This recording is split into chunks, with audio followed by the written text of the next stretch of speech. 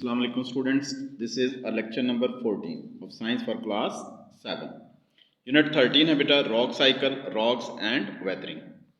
तो पेज है 170। आज का हमारा जो टॉपिक है वो है ट्रांसपोर्टिंग वेदर्ड मटेरियल के जो रॉक्स टूटती हैं तो वो कैसे ट्रांसपोर्ट होती हैं। हवा के ज़रिए भी होती हैं और पानी के ज़रिए भी हैं, जैसे रेन और स्ट्रीम, दरियाओं के ज़रिए।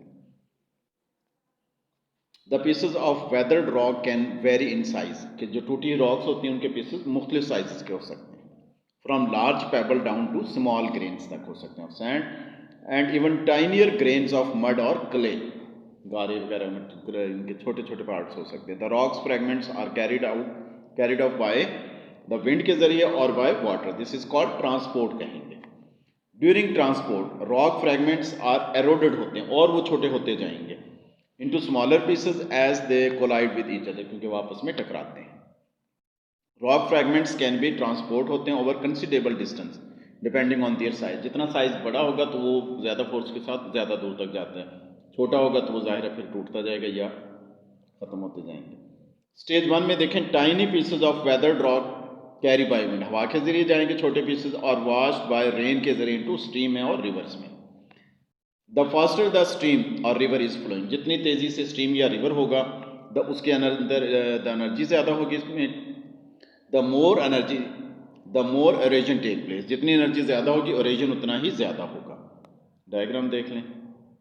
स्टेज 2 में देखें, the more energy the river has, जितनी एनर्जी ज़्यादा होगी, द मोर वाटर, और जितना वाटर ज़्यादा होगा, the greater the amount and size of material it can transport, तो उतना ही वो ज़्यादा या उतने बड़े साइज़ के मटेरियल को ट्रांसपोर्ट कर सकता है अपनी स्पीड और एनर्जी की वजह से। नेक्स्ट बेटा पेज 171 पे देखें, डिड यू नो में, लाइक रिवर्स की और रिवर्स की तरह glacier also arrowed and transport rock, glaciers की वजह से भी रॉक्स टूटती हैं और आगे ट्रांसपोर्ट होती हैं। Rock fragments, this stream running from a melting, ये जो नदी चल रही है ये एक ग्लेशियर है जो मेल्ट हो रहा है। It's white with small pieces of rocks हैं। अच्छा, tree, car and huge boulders can be carried, बड़े जो है वो ट्रीज वगैरह, कार्स या बड़े जो हैं इसके रॉक्स के जो टुकड़े हैं, can be carried along in floods, flood में आगे फ्लो कर सकते हैं, where the water has a lot of energy, जहाँ वाटर के पास एनर्जी ज़्यादा हो। ये बेटा टेस्ट योर सेल्फ है, ये आपने खुद कर लेना, इसके आंसर आपको इजीली इसके अंदर मिल जाएंगे। नेक्स्ट हमारा टॉपिक है डिपॉजिटिंग ट्रांसपोर्टेड मटेरियल, कि जो मटेरियल ट्रांसपोर्ट होते हैं वो डिपॉजिट कब और कैसे और कहाँ होते हैं। When river slow down, river slow होता है तो इसकी एनर्जी कम हो जाती है, as a result it drop या डिपॉजिट करता है ट्रांसपोर्टेड मटेरियल एज सेडिमेंट के तौर पर, जहाँ एनर्जी कम होगी वहाँ वो रुकना शुरू हो जाएंगे। Pebble, sand and very small particle of rock called, जिसको हम सिल्ट कहेंगे, are deposited on floor plain at river estuaries, वहाँ पर जो है स्लो डाउन होने की वजह से डिपॉजिट हो जाएंगे। If the river has enough energy, river के पास एनर्जी है, वाटर तेज़ी से फ्लो कर रहा है, it will carry material out to sea की तरफ, समंदर की तरफ लेके जाएगा ये मटेरियल को, where it eventually fall to the sea floor. अच्छा, graded grain make fine sediments,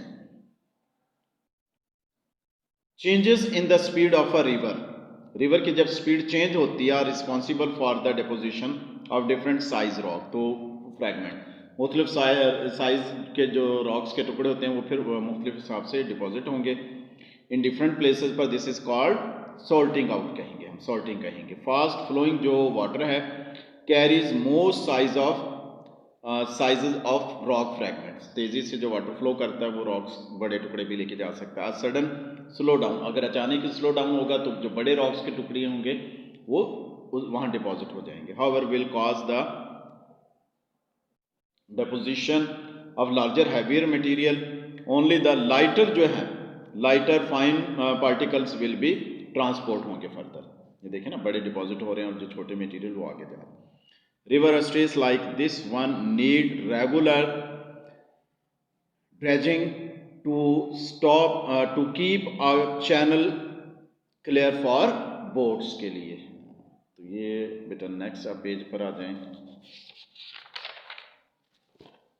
page 172 है ये सॉरी ग्राफ देखें। The graph shows the relationship between the speed of a river and the size of rock. जितनी उसकी speed ज़्यादा होगी तो बड़े साइज के टुकड़ों को वो लेके आसानी से जा सकता है। Particle that can be picked up and deposited. The shaded जो पार्ट है इसके अंदर ये शेडेड है। The shaded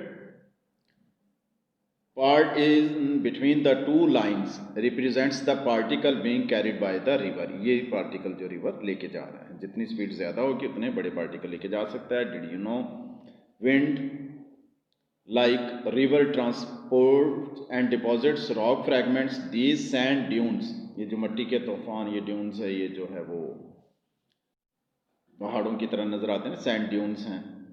have been formed from sand deposit से बनता है, सैंड जो है ना दरियाओं से, ये वो है।